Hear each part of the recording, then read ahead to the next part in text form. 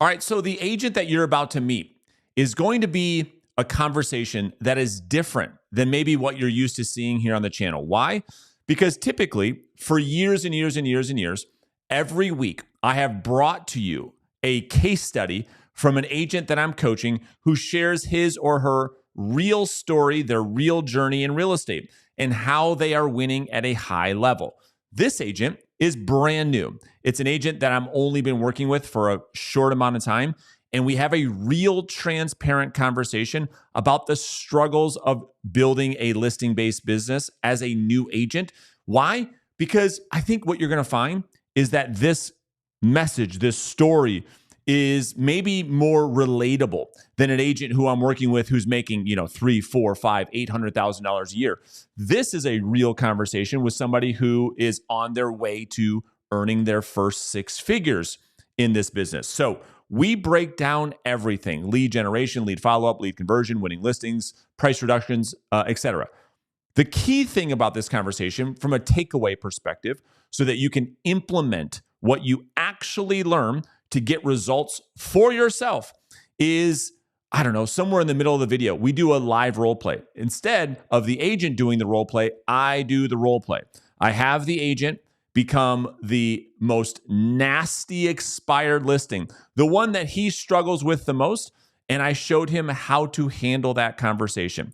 So why do I bring that up? Because if you want the scripts that you are about to hear in this video, I'm going to put a link in the description for you to download my brand new script book that will show you not only on how to handle conversations with sometimes rude or nasty prospects, but most importantly, how to consistently set appointments with the most highly desired clients, your dream clients. And so if you want that, I'll put a link in the description below. So I'm 9 months licensed, and on February 10th, so 10 days ago, was 8 months with the program. So okay, it's very, very new. so you're new to real estate. You're in your first year, and you got right into coaching from essentially, your first month into the business. Okay. Yes. Okay. So let's dive into. So really, all as far as how to grow this business is by what I've taught you. There really hasn't 100%. been any opportunity for you to be distracted with a bunch of other voices yet, although I'm sure you have strayed away from time to time. Fair? 100%. Yeah. Tell me about that. So because all you heard was what I asked you to do, you're probably like, wow, this is very difficult. There's got to be an easier way, right? So tell me about you straying away and doing that. Well, yeah, I mean, obviously the real estate world is extremely distracting because of all the shiny objects out there. Now, full transparency, I've been in sales for a very long time. And one thing I learned very quickly: the hard path is always the one to best go. There is no easy. Like, I've done sales a long time, and I've followed a lot of people to great success, and there is no easy road. So when I understood that outbound is the toughest, but also really I had a couple close friends that have told me about it, people in the business, that it is the toughest, but it is the way to do it if you want to get there and moving. And unfortunately, I have, again, nothing to celebrate too much, but because of everything you've taught, I've gone from no deals to 6 transactions, 5 of which were all through your program, and a little bit over 2 million. I know it's not a lot, but it's a little over 2 million in that span. No, that's great. I mean, listen, you're brand new. The reality is, just like any other business, it does take 3 to 6 months to actually get going. And so what I always tell people is, when they start in the business, I would not expect to sell anything within your first 6 months, because you're building the pipeline. Then things start to happen. So you've closed 6 deals within essentially 8 months. And so you've done $2 million in volume. What, in your market, what type of income will that represent for you in your first year? Just below, right around, what is it, 50 or 60? Awesome. Cool. And then, so with what you have, active listings, pendings, under contract, where do you think you'll end up, just out of curiosity, in your first full year of real estate sales? I'm really not sure. So the other side that's been really great and encouraging about your program is that So right now I'm batting 100. Every single listing I've taken has sold. So I'm in that. Yeah, I have things going, but right now I'm working to get the next listing. Really, I have nothing active. Everything that I've taken in, I've listed and is sold. So Got it. Okay, so let's unpack this. So let's talk about, and we're going to work through this. What we're doing with lead generation so far, and let's see if yeah. there's any holes for us to plug. So, tell me the approach with lead generation and what you're doing. So right now it's expired, Fizbo, Circle. I did for rent by owner a little bit, but didn't really get much out of it. But most of just so one of the deals I got was through Fizbo, and the rest are expired. Got it. Okay, so it's all pretty much bottom of funnel business. This is why it's transacting quickly because you, like most people that get into this business, we have to start generating money as fast as possible. So, like I've always said, that in the beginning, you have to do what you have to do. So you're focused on the bottom of funnel, which I think is the right thing to do because I don't know this for sure, but you're going to tell me there is no other income streams outside of what you sell in real estate, or do you have other income streams to Correct. rely on? All in. This Okay. is it. All right. So I want to make one really clear point for everybody in that because you are newer to the business, we don't have past clients, we don't have a centers of influence referring us business, we don't have any other sources of business. We do have to focus and get really, really good at the bottom of funnel. So much so that the first practical takeaway for you and anybody else in your same situation is we can't afford right this second to do any top of funnel prospecting. We have to focus only primarily on the bottom of funnel. So, and we'll talk more about that in just a second. How are you? Oh, let me mute people.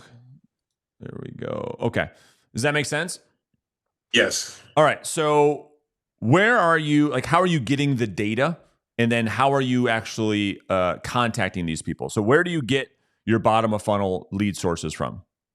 So basically, everything is My Plus Leads, and then I use Mojo, but then just recently went into Enzo and love it.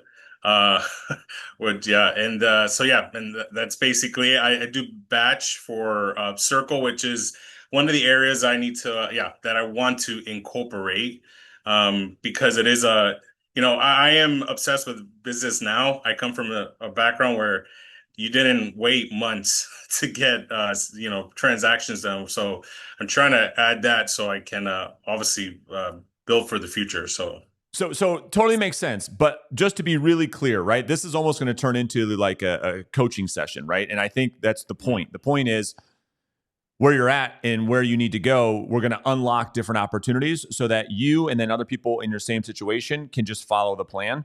But the first point is to get really, really, really good at the bottom of funnel so that when you start to scale your business and start working lead sources outside of that, those obviously become a lot easier. But for right now, the goal is to get to six figures or more as fast as we possibly can. So instead of right now going to say, all right, well, bottom of funnel business has its downsides, maybe I'm going to diversify a little bit. I don't know that that makes sense for you yet.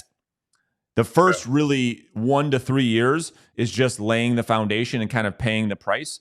And right now we just need transactional income. So again, what I would be doing because of the situation, again, this would be different if you came into this business with a huge sphere of influence that responded to some agents, right? Some people get their license and all their friends and family just start doing business with them right away. That's not the case for you, right? You have to go do this all on your own. Yeah, and I'm new to this area. I've only lived I'm in the Charleston, South Carolina area. I've only been here 2 years, so I know my brother, and he's no help. Yeah. I'm just kidding. Yeah, But yeah. yeah, that's all I have. Okay. So how much, I want to get into like some of the conversions so we can really pinpoint where the bottlenecks are and the constraints are in the business. Sure. So how are you contacting these homeowners? All through phone. You call them. Okay. So let's walk through your call conversion. So how many do you have your numbers? Yeah, I have right in front of me. Yeah. Do you have, are they year to date by chance? Yes, they are. Oh, even better. Okay, so this is going to help people so much, and it's going to help you too. So let's talk about and what are you using to track, by the way? Mojo. I mean, I'm just Cool. tracking, like the appointments, contact. Hopefully I have everything you might need, but yeah. Do you have dials by chance? Year to date dials? Yes, I do. Well, I have dial time. Okay. Okay. Yeah. Give me that. So right now, year to date is about it's right at like 225 hours. Got it. 225 hours of dialing, and how many contacts is that? Contacts right now, it's right at 1,112. And this is again, this is for year to date, the year of 2020, 25, right? Yep, From that's January yep to right till now. today. Yeah. Okay. Okay. So let's look at the first ratio. So 1112 divided by 225. So you're right at 5 contacts per hour is what I have. Oh man, yeah. It says 5.6 right now on my Yeah. screen. So yeah. Okay. So let's just talk about that first piece, because I think most people that are prospecting bottom of funnel, their most difficult thing is getting in touch with people. What are you doing right now to increase contact rates with, expireds, cancel, withdrawn for sale by owner? So Enzo's really been like for me the magic. I think obviously in our community there's a lot of conversation on that. I think it obviously is based on market, but it's allowed me to talk to people. And one of the things with Mojo is just I just also how I'm wired, like just that ring after ring and voicemail after voicemail made it really tough to be consistent. So here, I jump on Enzo and every click is I'm talking to someone. So and then you go through it just gets me the context I need. So how And many contacts so you were doing 5.6 per hour? How long have you been mhm. on Enzo? Now I'm coming up to 2 months. Yeah, 2 months on it. What's your Yeah. contact rate per hour on Now, Enzo? yeah, so now I should have got that, but now I would have to say low end. I'm probably like right between 15 and 20, where when before I'm 15 to 20 contacts per session, not per hour. Hmm. So where that was really tough for me to get if I was on there for like 3 hours with Mojo. So So a the session contact for and you, there's what is a session for you? Is that 2 hours, 3 hours? 2, 3 hours, yeah. And Two, that's two. obviously another element of just you know, getting the mindset of continue to do it uh consistently. And of course I run into issues where now I have to service the listings I have, and that really pulls away because We're gonna obviously get to I'm that. We're gonna get to oh that. yeah. Yeah, I promise. We're So gonna get to that. So the yeah. first point, as we're kind of working through your business, is you went Mhm. from 5 conversations for 1 hour of outbound prospecting. Now you've doubled About it. yeah. Now you doubled it. Yeah. Based on the numbers, Yeah. you're talking to twice as many people. So right now you're doing about 20 new contacts per day. Is that fair? Yes. Mhm. Okay. So what we have to look at, because this is all bottom of funnel business for the most part, what uh, year to date, how many leads have you generated? Uh I should have got that. Leads, it's probably right around, it's not much because but it's probably right about 90. Okay. So that's about 10%. I mean, that's spot on. So if we look at 1,000 contacts, right, you're getting 90 Mhm. leads. That's about 10%. It's a little under. Now, Okay. one big mistake that most new agents make is, especially when they're going after bottom of funnel, is they have this all or nothing mindset when it comes to getting appointments. If I had to guess, I'm assuming, like most new agents, your appointments that you get typically come from the first 1 or 2 conversations. Would that be fair? Yes. Okay. This is a huge constraint for you and everybody else, because what I imagine happening is on these expired for sale by owner, whatever calls, you're not able to build a pipeline. It's, I only get something, in your case, an appointment, based on what I do today. And then when I start tomorrow, I start from scratch again. I don't have any pipeline. And then the next day, it's starting from scratch. Every day is like Groundhog's Day. You're just starting new every single day. Talk to me about that. Yeah, I mean, like the regular, I think, struggles we all have is, even if I feel like I have a great lead and the follow-ups there, I'm either losing that because, they've no longer picking up, or somehow, Mr. Seller, oh, call me in 2 months, and then I look in a month and they're, active on the market. I'm sure that never happens to anybody, right? But Yeah. so those are the things that are, that I'm kind of battling with. And that's the other element of the follow-up. Fine tuning it and being more consistent with it, really, as well. All right. So let's come back to follow up in a second. There's so much we can do with follow up on bottom of funnel business that everyone here watching is going to get a ton of takeaways, including yourself. But if you tell me like the biggest challenge you're having on the first call, since you're calling mostly bottom of funnel, where are the objections that you get caught up with, or where are the biggest struggles for you, either mindset or on the skill side?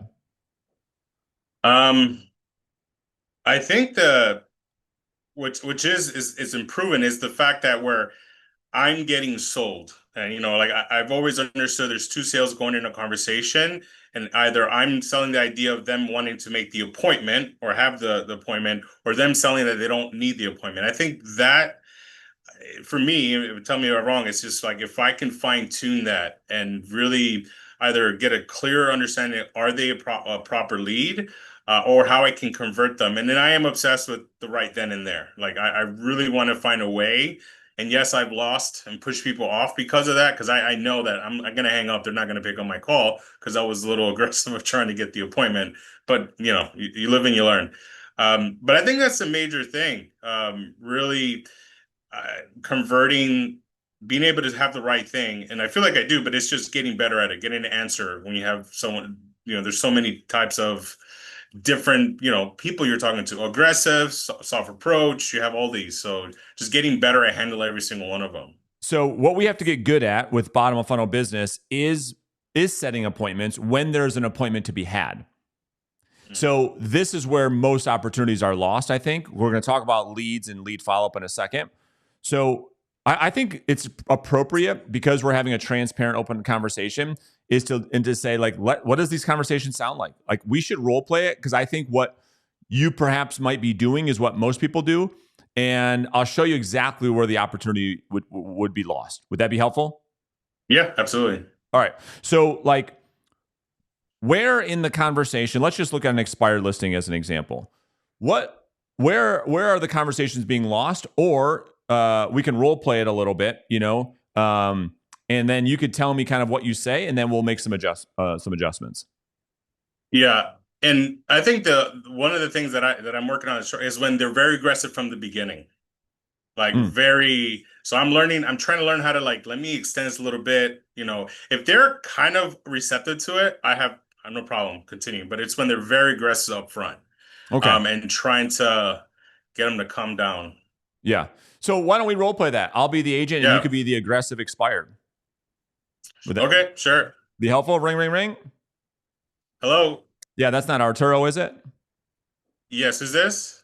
Arturo, you're not going to like this. I am another realtor. I'm not sure if you want to hang up or give me just 30 Yeah, yeah, seconds. no, like I told everyone else, we're not selling, we're good, we're okay, we're gonna pass on. We're not for sale anymore. Yeah, fair enough. If I told you this conversation would be completely different, A, would you believe me? And B, would you at least hear me out? Be honest. And if not, you can hang up and I'll leave you alone forever. Be honest. You could tell me. You're not Well, going to hurt how my would it feelings. well, how would it be different? Well, if I were to tell you, would you hear me out? Sure. Okay. Here's my question. And I'm going to just shoot you straight, because I did not call you this morning to upset you, to annoy you. And I can't imagine how frustrated you are with how many calls you're getting from all these agents promising you the world. Am I right? Yeah, you're like the 30th call. Yeah. Here's the reality. The reality is that your home, by what I see right now, should have sold. Now, here's the question I have. If I'm you, I'm thinking to myself, okay, why did everyone else sell? My home is in great condition. It was priced well. Why did my home not sell? My question is, if we were to explore that a bit more, would that be a complete waste of time? Or are you a bit curious about what's going on? Be honest. Again, if you said to me, Brandon, No, I'm not interested, I'll hang up forever. well, of course I want to sell. That's why we went to the market, right? Mm, yeah. And I'm assuming, though, the offers you were getting were just, I don't know, were they just ridiculously low, or did you guys just not get any? Nothing. We didn't get any. Realtor wasn't much help. Yeah, I didn't get much of anything. I don't know Yeah. what's wrong. Yeah, so Yeah, fair enough. I mean, at this point, going through the frustrations that you've gone through, I mean, a lot of people tell me, well, the market's bad and I'll just stay put. So I'm assuming even if you were to get an offer and it did make sense, at this point, I don't know, tell me I'm wrong. It wouldn't matter. You guys are just going to stay put for a while. Fair? yeah, I mean, of course we want to sell it, but right now we just want to take a break from it all, really. I mean, it's just, been in the market a lot, open houses. Yeah, we just kind of really want to take a break from it. Yeah. I mean, out of curiosity, and I'll let you go in just a second. You've given me plenty of time, but just looking at the pictures, you have the type of home that most buyers tell me that they want. I mean, is it an option for you guys to say? I mean, why sell at all? The market right now is not good. Interest rates are really high. There's no buyers. Demand is really bad. Is it an option just to put this off forever? I mean, I guess that's an option. We're just trying to downsize. We're trying to get Mm. closer to the grandkids, and I'm tired of having to drive so far to see the family. So, I mean, that's the idea. But if you're saying it can't right now, it can't sell, then I respect that. That's why we want to take a break. Yeah, fair enough. Last question for me, and then I'll leave you alone. Fair enough? Sure. Yeah. So I asked you something at the beginning of our conversation, and that question was, if there was something that would actually cause the home to sell, is that something you'd even consider? Right now, it sounds like it wouldn't matter even if the home could sell. That's something you're not open to at this time. Am I right? No, I mean, if you could sell it for me, yeah, of course. Yeah. Well, can I make a quick recommendation before I go? Sure. All right. Listen, and if this doesn't make sense, obviously we can have that conversation.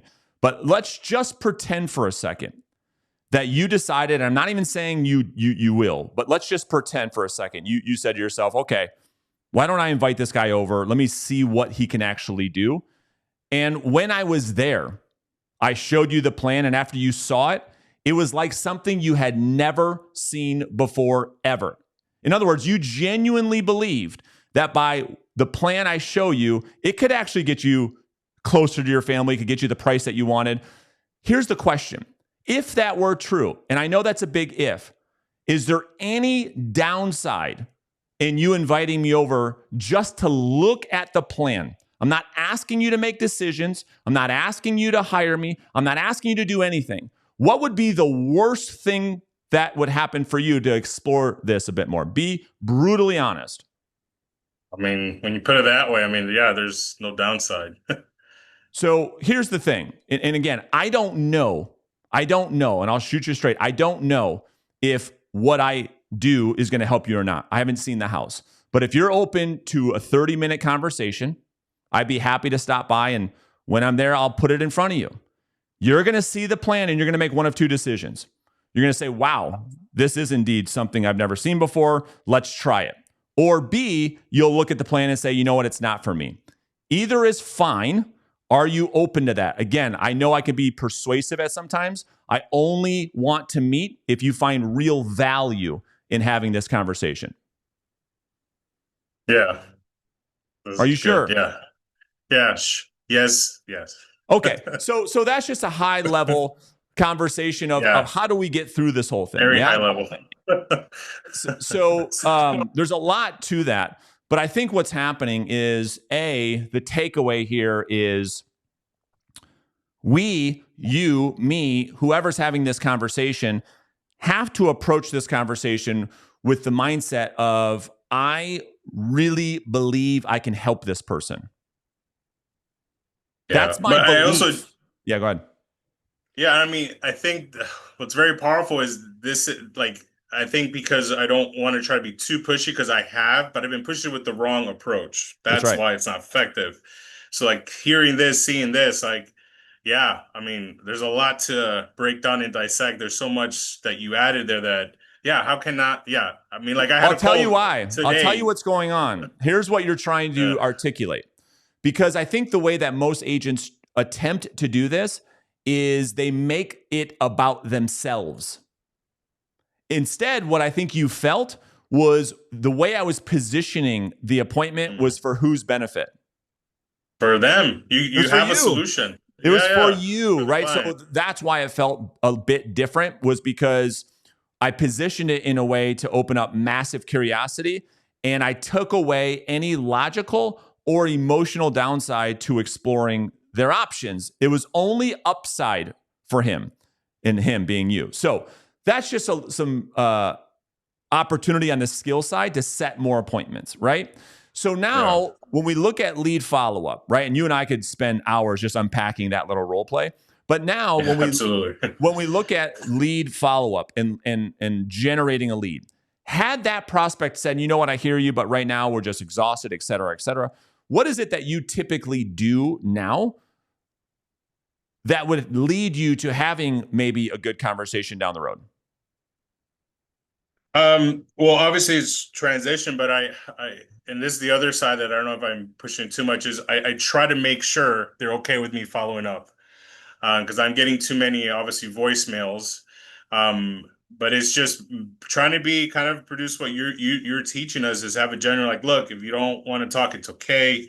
I just want to make sure that I will follow up and want to make sure that it's okay to call. So, yeah, and then I mean, depending on the case, I call back and So let me help you um, out. Let me help you out. Let me sure, help you out. So this is the thing that I think most people are missing. If I can't get the appointment, the next best thing is to get them to consume me through video. mm, So when I say that, the next best thing for you and everyone else here is to then text them a video of you walking through the strategy that I've taught you to walk people through at the listing appointment. It be you yeah, walking through the strategy of price bracketing and our pricing strategy and doing all of the analysis that we do in person via video. And so, are you doing that with people that you're having good conversations with? In other words, when we can't get the appointment, then what we want to do is we want to get this video. We call it a VSL. It's a video sales letter. Because watch how easy this is. I'm curious in the live audience. I'm sure most of you are doing this though, right? You guys are sending your VSLs. Throw that in the chat. How many people are not doing that? So the VSL is this video of essentially the high level pricing strategy that we take our clients through. We're not giving it all away. But when I'm on a phone call, it's like, you know what? Fair enough. Obviously, right now, Arturo, doesn't make sense for us to meet. If you want, it's up to you. Okay. I'm not going to force this on anybody. If you want, I'd be happy to send you a video that breaks down the strategy that I use that no other agent in the market's using. Would that be helpful for you to see at least that video so you can conceptualize what it is that I do? Would that be fair? And so that's how I get them to opt into this thing.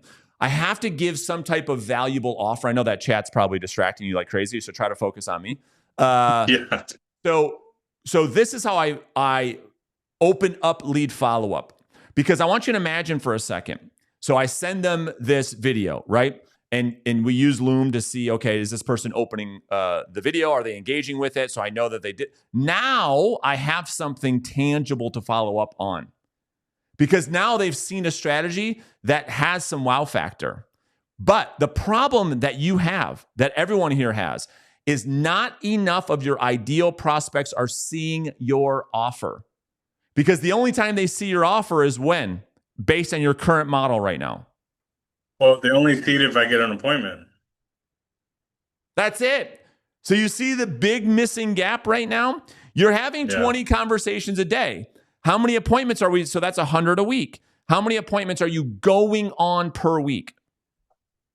Well, right now it's a little bit of a dry spell, but That as be far honest, that's what as we're here to talk yeah, about, yeah, you know? yeah. So right now, to date, appointments set have been 32, and met have been 20. So this is for the year we're talking about. Yeah, So for just 8 months.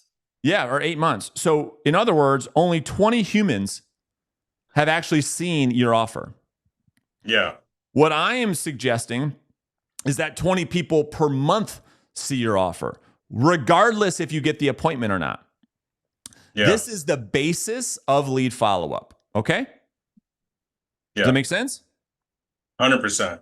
Okay, so that's one big takeaway for you is to implement the VSL as fast as possible. Obviously, in coaching calls, we can break down what that is and how it all works and et cetera, et cetera. Yes, for everybody in the community, I will send you guys mine so you can see exactly what it looks like. I've scripted the whole thing for you guys, can just copy it all right?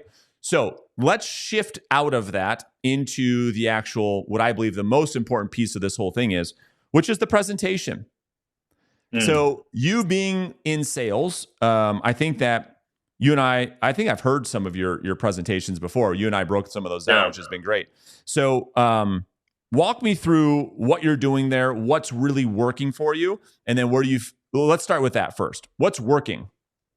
So, so I think the content of it all, every single person I've shown it to, like, wow, I've never heard anything like this. The but where strategy. I'm losing, the strategy is like, no one's ever done this.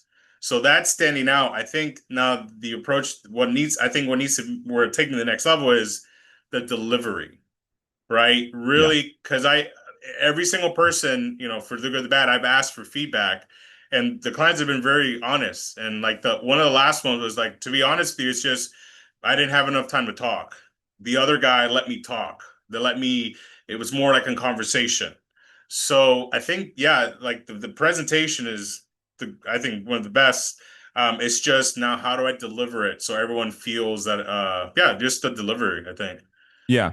So, what are you doing to work on the delivery? It's just really just practicing it, going through it. How do you practice it? Tell me kind of break that down for me. Well, right now it's just I haven't recorded myself. I've looked one of the viewings, one of the coaching calls we did. You did look into a video I did over Zoom, so I've looked that through, and I've worked at it in that way. But I haven't. I know just recently you talked about doing a presentation for a close friend or family. That's right. I haven't done that yet. But yeah. So that's another takeaway. Because here's what we want to do.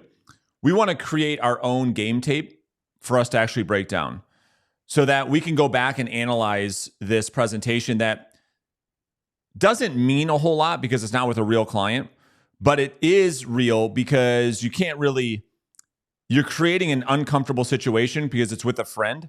They don't know the script. You can't really mess up in front of them either because it's kind of weird. And you have the camera on you, which makes it even harder. So this is the closest thing that we can do. And I can't stress how important this is for skill development, that if we can do this once per week, how good you will get at presenting. But what were you going to say? You feel like what? Yeah, it's just the practice. Yeah, just the kind of the practicing, and it's the delivery. Just because, and I think the other side, which I should spend more time on it, but I'm because I did a lot of public speaking and a lot of I'm very comfortable with presentations, but I think I'm allowing that I still need to practice. Doesn't mean just because I've done it for long I need to practice. So I need to focus on practicing. Think about what has occurred on this video that's going to end up on YouTube, which is I just did a role play in front of however many live people are here. It's going to be in front. I have to constantly put myself in a situation that is uncomfortable.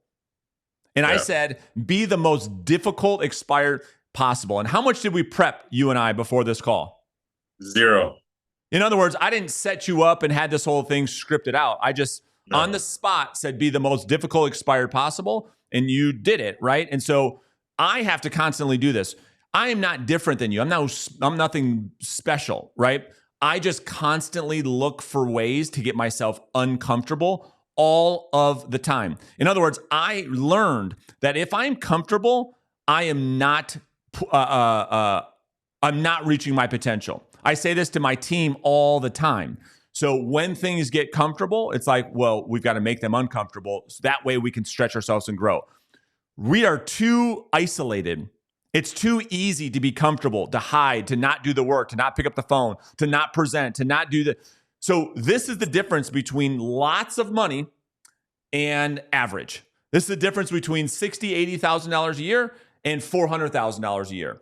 It's the amount of, call it whatever you want to call it. There's many forms of being uncomfortable. Rejection is one of them. Right? How many no's are we getting per day? How many times are we getting in front of a situation where it's like, man, this is really, really uncomfortable, right? And so that's the other takeaway. Now, For time's sake, all right, and then you guys can ask Arturo any questions that you guys want. Let's talk about how you're navigating the pricing conversation with the seller. Being new to the industry, you said that you've learned how to not just take listings, but actually get, you said every single one of them sold based on what you've learned. So what have you learned that's helping you to not just win the business, but then get them priced correctly so you can get them sold? Yeah, so I've just been very upfront with them, and I just know that as scary as it is, um, I take the approach that you teach, which is you got to walk in there as if you don't care if you lose it or not, because the reality is, they've already overpriced. If we don't adjust, it's not going to sell. So a lot of the way you've approached and you've taught it, I've been applying it, and I even went to the next level because in the beginning, it was my misunderstanding. I was giving them a price recommendation from day one, where now it's a range, and then the price recommendation goes if we work with each other. And I've Have been you able to implemented that? yeah, it implemented that. Yeah. How is that working? So hold on. Let me just tee this up for people, okay? Because I think that this in a coaching call, you were a bit thrown off when you heard me say this at first. Was that fair? Yeah, I remember absolutely. When I first, okay, you were like, "How in the world am I going to go take a list?" Yeah, go ahead, tell me. You threw off the whole community. I remember it because everyone was like, "Wait, what is he talking about?" And not until you talked. Actually, I started reflecting. Like, I get it. It makes sense. Like, why would you? The range is not the recommendation. It's you understanding the market. If you want a price recommendation, that's part of being hired on, So right? That's how I know it. Let me know if I'm wrong. No, you're 100% correct. So you, being 8 months into your career, are taking listings without giving list price recommendations. Yes? Correct. You deserve so much credit. And after they've hired you, then you go back and then you give the actual recommendation as to where do we need to position the listing in order to get it sold, which is contributing to you selling every single one of your listings. Fair? Yes, and even further, which is again part of the coaching that I learned is in some of those listings I've taken above where it's not like even after they hired me on, it's like we really shouldn't be there. And I take it on, but kind of have you taught, we're gonna give it 2 weeks. If not, we have to adjust. And every single one of them that I've listened, funny enough, and I tell them, look, we can do this. I've already done it with multiple clients. The minute we adjust, you'll see we'll get all the viewings we need. And it's happened time and time and again. I mean, I just had it happen where we were on there for 2 weeks and I said, hey, it's your call. I mean, I did everything your approach too. It's just not as easy. Hey, we need to lower the price. Right. But I did everything that you taught. And I go, look, it's your call. It's your business. It's your home. But if we adjust, we will. And he adjusted, and we got like 13 viewings within the first week. And in 7 days, we got it under contract. Good for you. And so have you had sellers push back on like, hey, I need a price before I hire you? Or does it make sense to them too? They say, wow, that is interesting. That does make sense. Yeah, I haven't got a pushback yet. I'm sure there will be, but none of them. Probably none of them won't. have questioned it. Yeah, they don't. It. Sellers only know what we tell them. So have you positioned this by using the power of comparison that, hey, other agents will do this, and this is what I've done here, and this is why? And is that also attributing to you winning business? From a little bit, I know I believe so because what I'm also getting. Well, there's two sides of it. Yes, because a lot of people tell me you're being very honest. Now, one thing, and this is why I want to do this and I want to try to get the next level, because I think because the market is shifting, everyone is understanding like we can't go and take these listings anymore. So they're trying to apply what the market's doing, but I think what's my edge is I already know how to do it, right? You've taught the way of how to do it. So yeah, I'm starting to see that there's more people saying, "Oh yeah, I've been told I need a price adjust," but I think that's the market. Yeah, you have to. It's leading to that. So yeah. I mean, if we look at just your numbers, right, and we're just super objective of it, here's the thing. It takes a minute to get good at this. Even you coming from sales, it gets good at, or it takes a minute to master this conversation. Most people think, well, give me the script and that script will solve my problems. Can you just share with the audience how important it is to really master this delivery, which you're still working on, to be fair? Absolutely. And I think it's just, I knew the scripts were a tool, but I understand delivery because of the amount of sales I've done. I understand tone, and that's extremely important. So for me, it wasn't just give me the script. It's like what I really want to know. And that's why like the coaching calls and having these conversations with you is like, it's another level when you're able to really fine tune it. I mean, that cold call in the beginning, I'm going to go look at that probably for hours because I'm just going to see where I can adjust and implement it like in anything, in any profession, anyone that's an athlete, like you work on the fundamentals, make tweaks to get better. But yeah, no, it's night and day because you get more. There's so many like there's the mental thing. You're not. Hey, I'm brand new. How can I really say that? All those like kind of obstacles you have to go. But yeah, as the more I did it, the more comfortable I got, and I applied everything you taught, and it makes it allows me to do business, And well, and then the let me thing do is, do yeah. here's what I figured out on this call. You're going on 3 listing appointments per month on average. And here's the thing, Mhm. and you're just getting started. You're just getting good at this, right? And most agents can't say that. My question is, have you tried anything outside of the approach I'm teaching you that has led you to 3 in-person listing appointments per month? No. Yeah, No, I find really very fortunate because even when I first started with the business, decided to make the switch, I started really diving into like I know I need a coach. Like I knew it from the beginning. Like I've had coaches before. It's nothing different in real estate. And so that I was just fortunate that I was able to find this. Because I know that most stories are, oh, I was in the business for a year or two before. So I found, yeah, this is when implemented, it works. what do you think is the biggest challenge that new people have getting into the business? If you knowing, again, you're 8 months in it, you're going through what I would say is the most difficult point. You're fighting deception, we're fighting doubt, right? To be fair, or to be really honest, Yep. it's not easy. We talk about the phases of mastery, right? The first phase is just unconscious incompetence. You don't know what you don't know. You're just excited to start real Yep. estate. Now you are in phase 2. Phase 2 sucks. Phase 2 is called deception. Phase 2 is conscious incompetence. No offense. We have a relationship where I can be honest. No, of You know course. that you're like not very good at this yet. Like, you know what I mean? No. And yet, so how would you advise people going through the mindset of phase 2? We're like, man, this is so hard. How are you getting through it? I just know that no matter what, as long as I don't stop, I will move forward. Like it's Yeah, just you there is no losing if you don't stop, right? Like it's just that's right. not plausible. But it is also about getting uncomfortable, pushing. Also, I'm a very detailed person, and I get very yeah analytical sometimes about certain things. So I'm trying to not be that way and just go for it and not be worried the fact that I don't have every single aspect of it figured out. Like just Beautiful. because I don't have the postcards, just because I don't have the fancy like because ultimately what I have found, and especially with this last listing, interesting enough, all the business that I've got are the ones that I thought had the smallest chances. Like, there's no way this guy's gonna list with me. Mm, Like, there's just no way. And that was the last one. And it was also not the same thing. I didn't even present the way I did. I presented it, but without like the presentation. It was over the phone. This guy was a really old school, like just talk to me kind of guy. But I implemented, did everything. I did a little video, sent the video, to show him I knew what was going on. And he goes, "All right, cool. Send me the contract." And I was like, I really couldn't. There's no way this guy's saying yes. yeah. And I had another one. This they had 2 years, 3 different realtors, and this guy was tough from the beginning on the phone. Like he didn't even want to meet me. Thankfully, his wife picked up the phone the second time I called. But ultimately, it worked out. And again, another one I didn't think, and it was a double-ended deal where I helped him sell it and buy.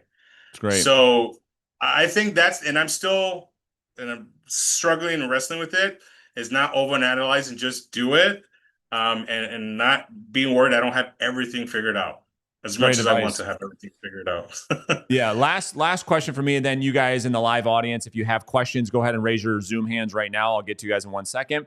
Last question for me is, what have you done to shape your environment? In other words, have you found yourself in good accountability groups? Or do you role play with people? Do you prospect together and talk about the importance of that? 100%. I have a great accountability group that I always meet up every single morning. You know, and yes, there's times we miss, and there's times that they're not there. We have conversations in the afternoon. We try to have conversations as much as possible because I think the ultimate is we're not all alone. This is a tough gig and a Yeah. tough road. So I leaned in because it's one of my first times in my career where my job I have nobody. Like it's just me and my computer, and so accountability groups are very important. You know, I've taken the choice that very early on, nothing against teams or anything else, but I looked at all the aspects of how I could do real estate, and thanks to a good friend, he told me, Artur, you just do it on your own. You can do it on your own. You know, you can figure this out because I know you're going to figure this out. And brokerage has been able to help me with the paperwork, Yeah. enough support to figure that out, and everything else really to draw business created has been through this program. But accountability, it's like I don't know how you can be successful without it. It's really important. So I've been, and everyone's great in this community. So I would say if anyone that's in here, don't be afraid to like say something, because people will definitely help a lot. So yeah.